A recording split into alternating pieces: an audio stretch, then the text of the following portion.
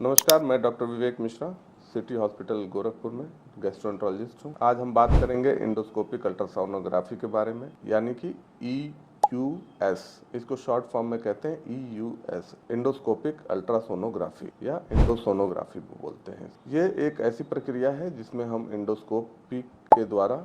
Endoscope होता है, विशेष endoscope बना होता है जिसके सिरे पर एक अल्ट्रासाउंड का प्रोब लगा होता है। इससे हम ऑर्गन के अंदर, आपके बॉडी के अंदर यानी मुख द्वार के द्वारा या फिर एनल कनाल के द्वारा अंदर जाके, और हम किसी अगर पेट की समस्या हो या मीडियास्टम छाती में समस्या हो या गुदा मार्ग के पास समस्या हो, उसमें हम डायरेक्ट वहाँ पे पहुँच जाते हैं और उससे उस ऑर्गन के बाहर जो ल्यूमेन से सटे हुए या फिर अगर ऑर्गन में आंतों में कोई प्रॉब्लम है तो उसको बहुत नज़दीक से हम देख सकते हैं। इंडोस्कोपिक अल्ट्रासाउंड की ज़रूरत किनको पड़ती है? इंडोस्कोपिक अल्ट्रासाउंड का सामान्यतः दो तरीके से प्रयोग किया जाता है, एक तो जांच में और दूसरा निदान में। जांच में जैसे कि अगर किसी मरीज को ट्यूमर सस्पेक्ट कर रहे हैं, किसी मरीज का कोई लिम्फ नोड बढ़ा हुआ है मीडियास्टम में और कंफर्म नहीं हो रहा है किसकी वजह से बढ़ा हुआ है, पेट में कोई ऐसी चीज़ है जिसको हम सीटी और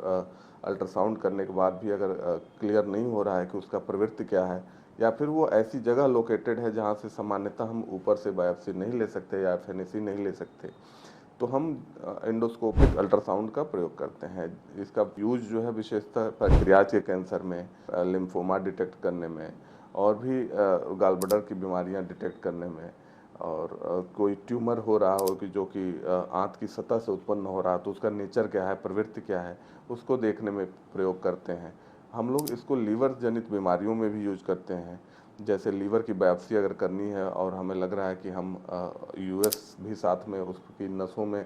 कोई थक्का जम रहा हो उसको भी देखना हो, तो हम साथ में दोनों चीज़ें कर सकते हैं। इंडोस्कोपिक अल्ट्रासाउंड से लीवर बायोप्सी भी ले सकते हैं, और वहाँ पे अगर लिम्फ नोड है तो उससे भी बायोप्सी ले सकते हैं, एफएनएसी ले सकते हैं। तो ये हो गया। और नैदानिक रूप से हम इसमें यूज करते हैं अगर बाइल कहीं ऑब्स्ट्रक्शन हो रहा, ऑब्स्ट्रक्टिव जॉन्डिस हो रहा है मरीज को, चाहे कैंसर की वजह से या फिर